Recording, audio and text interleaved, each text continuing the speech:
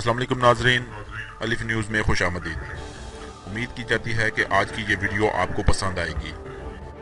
پاک فوج کے جوانوں نے ایل او سی پر فضائی حدود کی خلاف ورزی کرنے والے بھارتی جاسوس ڈرون کو مار گرایا۔ پاک فوج کے شعبہ تعلقات عامہ ISPR کے مطابق بھارتی ڈرون پاکستان کی فضائی حدود کی خلاف ورزی کرتے ہوئے لائن آف کنٹرول کے علاقے چڑی کوٹ سیکٹر پر محور پرواز تھا، جس کے ذریعے پاکستانی علاقوں کی جاسوسی کی جا رہی تھی۔ اس دوران اسے پاک فوج کے جوانوں نے مار گرایا، جس کا ملبہ قبضے میں لے کر تحقیقات شروع کر دی گئی۔